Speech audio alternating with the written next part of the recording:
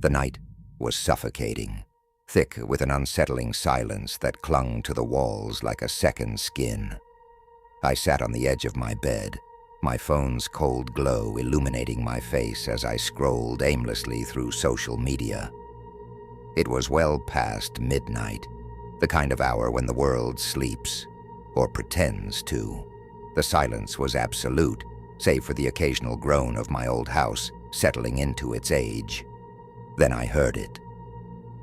3 sharp knocks echoed from my front door. I froze, my thumb hovering over the screen. The sound was distinct, deliberate.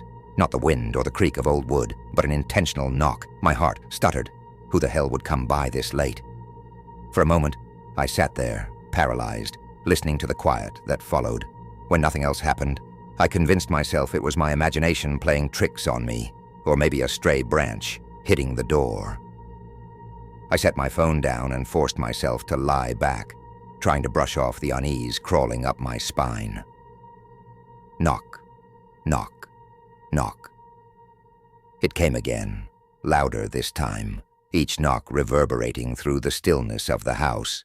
My stomach turned cold. I swung my legs over the side of the bed and stood, the hardwood floor icy against my bare feet. Slowly, I made my way down the hallway, every shadow stretching longer than it should have, every step amplifying the tension coiled in my chest. At the door, I hesitated. I pressed my eye against the peephole.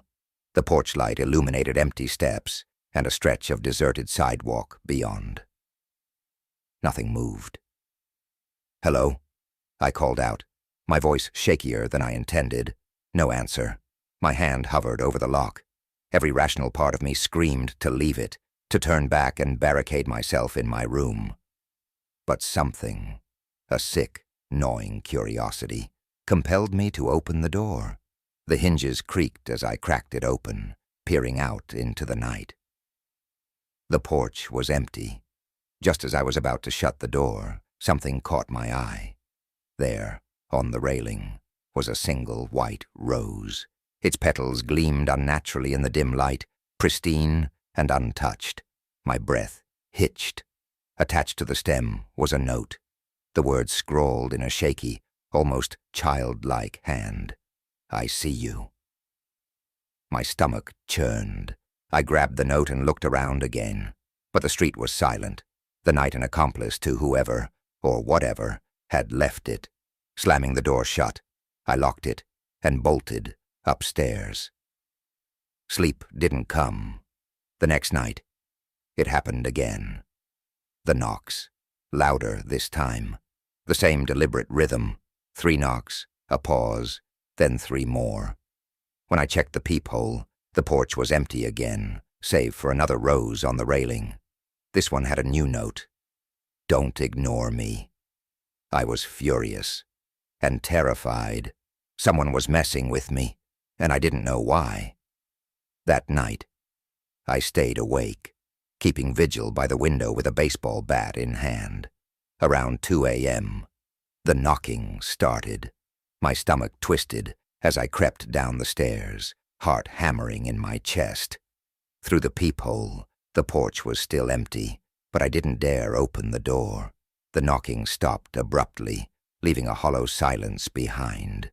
But as I turned to head back upstairs, I heard something else, a faint, deliberate tapping at my living room window. I whipped around, my breath catching in my throat. The curtains swayed slightly, as if someone or something had brushed past them. My grip on the bat tightened as I edged closer. Pulling back the curtain, I was met with nothing but my reflection in the glass. No movement outside, no figure lurking in the shadows. But there, pressed against the window pane, was another rose, its petals stark against the dark. This time the note read, "Let me in." I bolted the window and spent the rest of the night in a chair, with every light in the house blazing. By the 3rd night, I was at my wits' end. The knocks came again, relentless and louder than ever. I yelled through the door, threatening to call the police. Silence followed, thick and suffocating. When I finally dared to look through the peephole, I saw something that made my blood run cold. A shadow stood just beyond the reach of the porch light, tall and unnervingly still. I couldn't make out any features, just the vague outline of a figure. "Who are you?" I demanded, my voice cracking. The figure didn't respond. It didn't move. I slammed the door and called the police. They arrived 20 minutes later, their search turning up nothing but the rose and the notes. I tried to explain, but their skepticism was palpable. To them it was probably a prank, but I knew better. The following night, I didn't wait. I left the house before sundown, checking into a cheap motel on the edge of town. I didn't sleep, but at least I felt safer with other people around. When I returned home the next morning, my stomach dropped. My front door was ajar. Inside, the air was thick, stifling, as if the house itself had been holding its breath. My belongings were untouched, but on the kitchen table was a single rose, its stem resting across another note. This one chilled me to my core. You can't hide from me. I don't live in that house anymore. I moved across the country, changed my number, deleted my social media. Anything to sever the invisible thread connecting me to whatever it was. But sometimes, late at night, I swear I hear it. Knock, knock, knock. I was looking forward to a weekend alone. My parents were out of town, and the house was mine, quiet, peaceful, and free from distractions. It felt like the perfect opportunity to catch up on everything I'd been procrastinating on. I'd spent most of Saturday alternating between tackling assignments, mindlessly playing video games, and indulging in greasy takeout. As night fell, I decided to treat myself to a movie marathon. I dimmed the lights, drew the curtains, and nestled into the couch with a blanket and a bowl of popcorn. The first movie started, and I let myself get lost in the plot. The eerie glow of the TV danced across the living room walls, and the muffled sound of the world outside faded into nothingness. I don't know when it started, but at some point, I felt it. The prickling sensation on the back of my neck. It was faint at first, easy to dismiss as nothing more than my imagination. Maybe it was the effect of the thriller playing on the screen, but the feeling grew stronger, like an itch I couldn't ignore. I found myself glancing over my shoulder more often than I'd like to admit. I laughed at myself, trying to shake it off. "You're alone in the house, David," I muttered under my breath. "No one's here." But even as I spoke the words, they rang hollow. The sensation didn't leave. If anything, it intensified. It wasn't just the feeling of being watched. It was the oppressive weight of something nearby, something too close for comfort. Finally, I couldn't take it anymore. I paused the movie, the silence in the room suddenly deafening, and glanced toward the window. At first I didn't see anything, just the heavy fabric of the curtains I'd drawn shut earlier. Then I noticed the gap. It was small, a sliver of space where the curtains hadn't fully closed. My breath caught in my throat. Through that gap, barely visible, was a face. It wasn't human. The skin was pale, almost translucent, stretched too tight over sharp cheekbones. Its eyes were wide, bulging, and too dark, as if they were endless pits of nothingness. What struck me most was its mouth, a grotesque, jagged grin, filled with teeth that looked more like shards of broken glass than anything meant for eating. Its expression was frozen, unchanging, as if it had been sculpted that way, and it was staring directly at me. My body acted before my brain caught up. I recoiled, tumbling backward off the couch, the popcorn scattering across the floor. My heart pounded in my chest, so loud it drowned out everything else. I scrambled to my feet, every fiber of my being screaming at me to do something, run, scream, fight. Instead, I froze. My legs refused to move. My mouth opened, but no sound came out. I just stood there, locked in its gaze, as if it had pinned me in place with those abyssal eyes. I don't know how long I stayed like that. Seconds? Minutes? The world felt unreal, like I'd been yanked out of my living room and into a waking nightmare. When I finally broke free of its spell, I fumbled for my phone on the coffee table, my hands shaking so badly I almost dropped it. I dialed 911, stammering out my address and the words, "Someone's outside," over and over, until the operator understood. When I looked back at the window, the face was gone. The next 10 minutes felt like hours. I locked the doors, checked every window twice, and waited, clutching my phone like a lifeline. The police arrived quickly, their sirens piercing the quiet of the neighborhood. 2 officers, a man and a woman, entered the house cautiously, their flashlights cutting through the darkness. I led them to the window where I'd seen it. I was still shaking, my words spilling out in frantic bursts as I described the face. They searched the yard, the driveway, the alley behind the house. They even combed through the bushes lining the property. Nothing. No footprints. No signs of tampering. Nothing to suggest anyone or anything had been there. The officers exchanged glances. I could see it in their eyes. They didn't believe me. They chalked it up to a prank, maybe a trick of the light, or an overactive imagination fueled by a late-night horror movie. But I knew what I'd seen. Before they left, the woman officer placed a hand on my shoulder and offered a few reassurances. "If you see anything else, call us immediately," she said. I nodded, but her tone betrayed her skepticism. They didn't take me seriously. When they left, the house felt colder, emptier. I locked every door and window again, double-checked them, and then checked once more for good measure. I turned on every light in the house and sat on the couch, the blanket wrapped tightly around me. I tried turning the movie back on, but I couldn't focus. Every sound made me jump. Every shadow seemed alive. Somehow, I dozed off, though it was far from restful. When I woke up, sunlight was streaming through the curtains, and for the first time in hours, I felt a shred of relief. The terror of the night before felt distant, like a bad dream. But then I saw it. On the window pane, where I'd seen the face, there was a smudge, a faint imprint of something that shouldn't have been there. It wasn't a handprint. It was too large, too misshapen. The outline was warped, as if something with twisted, unnatural fingers had pressed against the glass. And in the very center, faint but unmistakable, was the outline of a grin. That was 2 nights ago. I haven't left the house since. I've kept the windows covered, the doors locked, and the lights on, but the feeling hasn't left.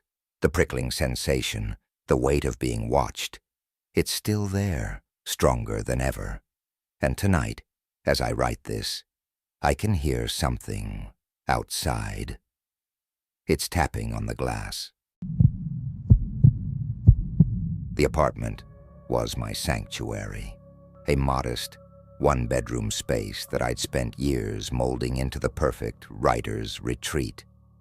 The soft hum of my computer, the gentle tap of keys, and the occasional creak of the old wooden floors were the only sounds I heard most nights. I relished the solitude until the night it was shattered. I was deep into revising an article when my phone buzzed on the desk beside me. I glanced over, expecting a message from a client or a friend. Instead, it was an incoming call from an unknown number. Normally, I'd let it go to voicemail. I don't answer numbers I don't recognize. But something about this one gave me pause. The feeling was subtle, like a faint static charge in the air. Against my better judgment, I answered. "Hello?" I said. At first, there was only silence. Then, faint and raspy breathing broke through. "Hello?" I repeated. My voice a little firmer this time. Still no answer. Just breathing. My skin prickled. Whoever it was, they didn't seem to have dialed me by accident. I hung up and tossed the phone aside, trying to shake off the weirdness. But the phone buzzed again a few minutes later. Same number. This time, I ignored it. The unease didn't leave me. It clung to me, nagging at the back of my mind. The shadows in the corners of my apartment felt darker, the silence heavier.